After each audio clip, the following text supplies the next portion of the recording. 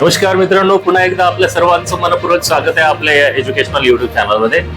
मित्रांनो, गेल्या 1 वर्षापेक्षा जास्त कालावधीपासून अभियोग्यताधारक शिक्षक भरती कधी होते, कधी प्राधान्यक्रम सुरू होतात आणि कधी आपलं जे शिक्षक होण्याचं स्वप्न आहे, कधी आपल्याला जॉईनिंग लेटर मिळते आणि कधी आपण शाळेमध्ये रुजू होतात, या सगळ्या गोष्टीची अतिशय चातकाप्रमाणे वाट पाहणारा जो 1,70,000 पेक्षा जास्त आकडा आहे, तेवढे अभियोग्यताधारक आहेत आणि तेवढे त्यांचे परिवार आहेत. या सगळ्या परिवारांना पोटा पाण्याची सोय लागण्यासाठी ही शिक्षक भरती अतिशय महत्वाची आहे. आणि असं असताना आज रोजी 600 पेक्षा जास्त निवृत्त शिक्षकांना पुन्हा आता कंत्राटी शिक्षक म्हणून कामावर ठेवण्याची भाषा शासनाकडून केली जात आहे. हा प्रकार महाराष्ट्रातील सांगली जिल्ह्यामध्ये या ठिकाणी घडून आल्याचं दिसत आहे. मित्रांनो बघा, यामध्ये काय सांगितलेलं आहे की शासनाच्या निर्देशानुसार सेवानिवृत्त शिक्षकांच्या नियुक्तीची प्रक्रिया सुरू आहे. नवीन शिक्षक प्रत्यक्ष रुजू होईपर्यंत शाळांमधील अध्यापन सुरळीत राहावे, हा या मागचा उद्देश आहे. आणि नियुक्त शिक्षकांना दरमहा 15,000 रुपये एवढं मानधन दिलं जाईल, असं मोहन गायकवाड प्राथमिक शिक्षण अधिकारी सांगली या ठिकाणची पुढारी न्यूजपेपर मधली ही बातमी आहे मित्रांनो. आणि आज इथे 1,70,000 पेक्षा जास्त अभियोग्यताधारक जे स्वतःची गुणवत्ता सिद्ध केलेली आहे, नेट सेट कोणी PhD पर्यंत शिक्षण पूर्ण केलेलं आहे, डीएड आहे, बीएड आहे, टीईटी पेपर 1 आहे, टीईटी पेपर 2 आहे, त्यानंतर शिक्षक अभियोग्यता आणि बुद्धिमत्ता चाचणी देखील पास करून बसलेला हा अभियोग्यताधारक त्या परीक्षेमध्ये 100-200च्या पैकी 100 पेक्षा जास्त, 150 पेक्षा जास्त गुण घेऊन बसलेला अभियोग्यताधारक. या अभियोग्यताधारकांना शिक्षक म्हणून कामावर ठेवलं तर काही बिघडणार आहे का? अहो, त्यांना आपापल्या जिल्ह्यामध्ये द्या ना संधी. निदान 15,000 रुपये पेमेंट जे आहे, पगार जे आहे, ते त्यांच्या घरात येईल, त्यांच्या घराला हातभार लागणार नाही का? जे सुशिक्षित बेरोजगार तरुण आहेत आज रोजी या निर्णयावर पूर्णपणे नाराज आहेत. आणि बेरोजगार तरुणांमधली ही जी नाराजी आहे, आता जर शासनाला पाहायची असेल तर अभियोग्यताधारक आता या ठिकाणी आंदोलनाच्या पवित्र्यामध्ये देखील दिसून येत आहेत. आपले युवा विद्यार्थी असोसिएशनचे श्री तुषार देशमुख सर यांनी देखील याच्या विरोधात आपली नाराजी व्यक्त केलेली आहे आणि त्यांनी सांगितलंय की हे असं करणं चुकीचं आहे. मित्रांनो, मी देखील या ठिकाणी आपल्या सर्वांना हीच गोष्ट सांगत आहे. शासनाला देखील माझं हेच विनम्र आवाहन असं असणार आहे की प्लीज तुम्ही असं करू नका की हे जे अभियोग्यताधारक आहेत आहे ना, यांच्याकडे पोटेन्शियल, द्या ना युवकांना संधी. आपल्या देशात युवक हे काय फक्त बेरोजगार ठेवण्यासाठी आहेत का? जगातील सर्वात जास्त लोकसंख्या असलेला आपला भारत देश, यामध्ये युवकांची कमी नाहीये. जगातील सर्वात तरुणांचा देश जर पाहिलं तर आज आपला देश आहे. मग एवढे तरुणाई इथे आपण त्यांना कॉक्रोच म्हणतो, कधी त्यांना कोणते पत्रकार जे काही ऑनलाईन शिकवणारे शिक्षक आहेत त्यांना काही बोलून जातात. म्हणजे आज फक्त हा जो समाजामध्ये निर्माण झालेला रोष आहे मित्रांनो, हा उगाच नाहीये.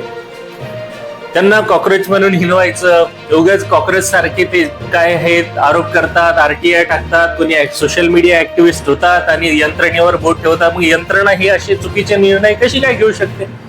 यंत्रणेला हे जे उमेदवार शिकलेले आहेत यांना कामावर ठेवण्यासाठी हा विचार करता येत नाही का?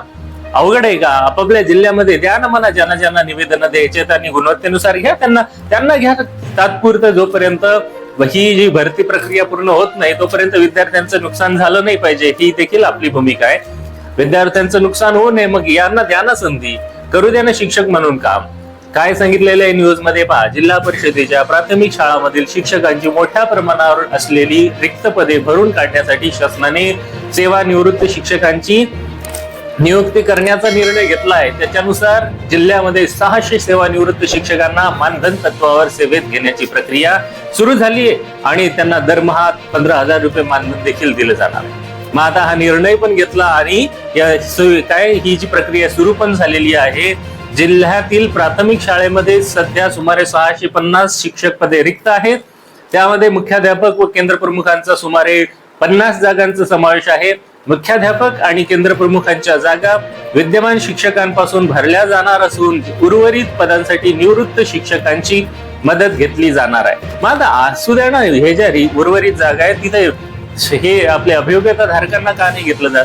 अहो, ज्यांची ऑलरेडी सेवानिवृत्ती झालेली आहे त्यांचा पेमेंट त्यांना मिळतच आहे, मानधन त्यांना भेटतच असेल ना. सेवानिवृत्तीचं जे पेन्शन आहे, पेन्शन मधले जे जुने शिक्षक आहेत त्यांना त्यांचं पेमेंट, किंवा त्यांनी आपली पूर्ण हयातीत नोकरी केलेली आहे तर त्यांना घर सांभाळण्यासारखा पैसा तर असणारच आहे.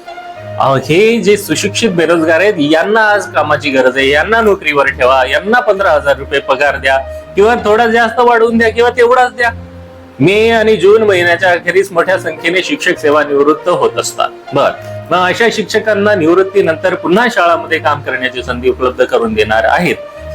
शिक्षकांना निवृत्त झाल्यावर काम दिल्यापेक्षा इथे जे शिकून सवरून वाट पाहणारा, जगती चातकासारखी वाट पाहणारा हा आपला अभियोग्यताधारक आहे, याला शासनाने कामावर ठेवलं पाहिजे, अशी माझी ठाम भूमिका आहे. आणि असं माझं शासनाला आव्हान आहे, विनंती आहे, हात जोडून विनंती आहे की मायबाप सरकार, तुम्ही जे सुशिक्षित बेरोजगार उमेदवार आहेत त्याच्यातल्या वाटले तर गुणवत्तेनुसार त्यांना प्राधान्य द्या, बोलवून घ्या, त्यांची आवेदनं घ्या, जेवढ्या जागा आहेत तेवढे येऊ द्या आवेदनं, आणि त्यांना त्यामधून चाळणी करून घ्या तात्पुरतं कामावर. त्यांच्या माध्यमातून त्यांना शिकण्याचा तेवढा अनुभव देऊ द्या. ऑलरेडी अनुभवी आहे, 10-10, 20-20 वर्ष त्यांनी खाजगी शाळांवर जॉब केलेले आहेत, अशा अभियोग्यताधारक आहेत, त्यांना नोकरीची नितांत गरज आहे. मित्रांनो, वयाच्या 58व्या वर्षी शासकीय सेवेतून निवृत्त झालेले प्राथमिक शिक्षकांना पुन्हा नोकरी, आणि ते तरुणाईत असलेला जो तरुण आहे, वयाचे 30 वर्ष, 28 वर्ष, त्यांना 34 वर्ष, कोणी एचबार व्हायला आलेले, त्याला मात्र शासन जॉब द्यायला विचार करत आहे. काय तुम्हाला भरोसा नाही का यांनी धारण केलेल्या गुणवत्तेवर? तुम्हीच आयोजित केलेल्या परीक्षा यांनी पास केलेल्या आहेत ना, मग त्यामधलीच क्वालिटी आणि गुणवत्ता त्यांनी सिद्ध केलेली आहे ना.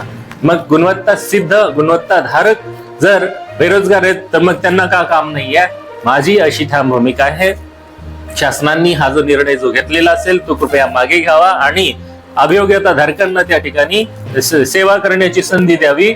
आणि जोपर्यंत नवीन भरतीमधून शिक्षक शाळेवर रुजू होत नाही तोपर्यंत यांना कंत्राटी तत्वावर मानधनावर तिथे कायम जॉबवर ठेवावं, अशी माझी आपणा सर्वांना विनंती आहे. मित्रांनो, तुम्हाला या संदर्भात काय वाटते ते देखील कमेंटमध्ये नक्की नोंदवा. आणि चॅनलवर नवीन असाल तर आताच आपल्या चॅनलला सबस्क्राईब करा, बेल आयकॉनला प्रेस करा, जेणेकरून तुम्हाला अशा शिक्षक भरती पवित्र पोर्टल तसेच इतर शैक्षणिक घडामोडीविषयी माहिती मिळत जाईल. पुन्हा भेटूया नवीन व्हिडिओमध्ये नवीन माहितीसह. तोपर्यंत आपल्या सर्वांना खूप खूप शुभेच्छा.